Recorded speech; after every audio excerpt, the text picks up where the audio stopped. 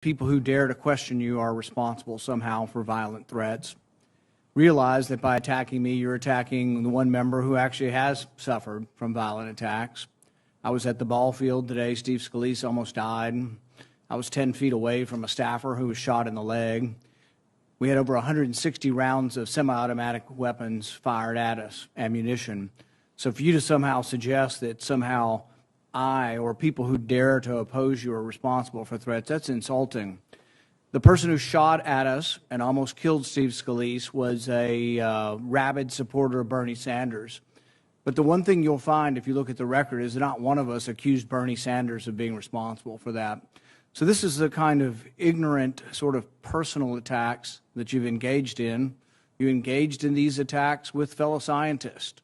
Not only was it 3 scientists from Harvard, Oxford, and Stanford that you chose to malign, 50,000 scientists and medical doctors signed this petition.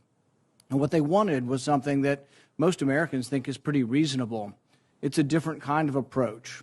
Instead of saying that everyone is the same and everyone should get the same treatment and everybody ought to just get vaccinated, what it did is it said that the death rate for this disease is extraordinary in the risk being different according to ages. So if you look at an 80-year-old, it's at least 1,000 times greater death rate than it is for a 10-year-old.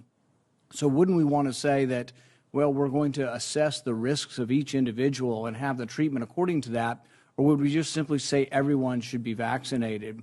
The death rate for kids under 18 is about 1 in a million, a little bit less than the chance of being struck by lightning. We don't yet know fully whether or not kids who have already had COVID might be at risk for some of the side effects of the vaccine. Still needs to be explored. But for a kid under 18 who's already had COVID, see, it's death rate of about 1 in a million, even if you haven't had a disease, even if you haven't had COVID, it's about 1 in a million. It's extraordinarily uncommon for a child to die. If you've already had the disease, it's probably a great deal less than that.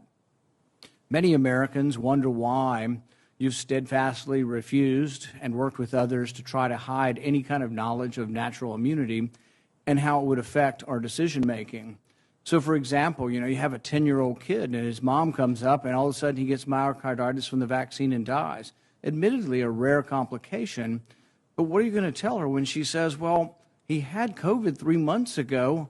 I mean, why would you force me to vaccinate my kid? Why would you force me to vaccinate my kid without even checking to see whether he's already immune? Now, the idea of natural immunity is the idea upon which vaccines are based. We've believed, and all of medicine is based on the idea of acquiring natural immunity. People often respond and say, but you don't know how long it'll last. Well, we don't know how long vaccines will last either, and that doesn't make us anti-vaccine. We do know that the vaccines are waning very quickly in potency. We do know that the vaccine against Omicron really isn't preventing transmission. You've noticed that the debate has shifted, and the debate is now talking about trying to prevent hospitalizations and death. And I agree with those statistics. I think it's a good idea if you're at risk to be vaccinated. I've always been pro-vaccine. I'm just simply against authoritarianism and against mandates. Right. The anger that's developed with you, Dr. Fauci, is that you don't want to give us advice. You want to tell us what to do. You think you are the science, and that anybody responds to you, how dare you criticize science, as if you somehow are science. That kind of arrogance, that hubris is really, that's where the anger is coming towards you. If you were one doctor among hundreds of doctors in the government who gave advice, I don't think people might object to your advice, but there wouldn't be such a degree of anger. But you are so certain that you're right that you're not willing to hear anyone else. 3 epidemiologists, of which you are not even an epidemiologist, but 3 epidemiologists prominent in their field, Oxford, Stanford, and Harvard, you maligned them. You spoke openly with Dr. Collins, and you did not disagree that let's paint them as fringe. You went after them and said, we will do a public takedown, not in Science or Nature or Lancet, in Wired, in The Nation, a left-wing publication. You've engaged in base politics. You wonder why there's so much anger? You're not an objective scientist. You've lost that long ago. And so many of the things that people want, it's like they want to know why you're forcing their children to be vaccinated when 95% of people at risk have been vaccinated. Over 95% of people over 65, it's a huge voluntary success. And yet you won't rest until you force every child to get this. So yes, there's a great Senator deal Paul, of your time has dissatisfaction with expired. you, and many people want you to go, but nobody wishes you violence. Senator Paul, your time has expired. I will use one time of my remaining 5 minutes to allow Senator Fauci to respond. Thank you very much. Dr. Madam- Fauci, Yeah. sorry. Thank you, Long Dr. Murray. No.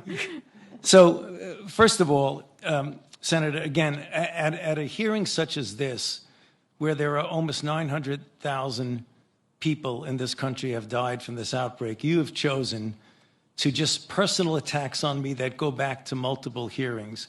And again, just for the record, for people to check, I have never said take people down in that email. It was an email that was sent to me. See, and again, You agreed with Dr. Collins in the email. Senator Paul, this is my time. you know, you personally attacked me, and the things that you do are incorrect and proven incorrect. You've publicly accused me at a hearing of being responsible for the death of 5 million people, when there is not a single shred of evidence that anything that was done with the NIH had anything to do with COVID-19. You talk about things like gain of function. Dr. Fauci, I'm going to let you respond continually, but I think you have responded, and I appreciate Okay, your I appreciate the response very time. Thank you very much, Madam Chair. But I just want to say I'm actually stunned by the amount of misinformation. The only thing I have ever done, and this will take 20 seconds, if you look at the things I've said, they've been to support the recommendations of the CDC, of their advisory committees, and of the FDA. I've told people that it's important to get vaccinated, to get boosted, to wear a mask, and to be prudent. That's the only thing I've said. I haven't dictated anything that's only a monolith with me. It's always public health practices. And anybody goes back over any record Dr. of Fauci, me, they know that. Thank you, and I will retain the balance of my time. Thank you very much. Senator Casey.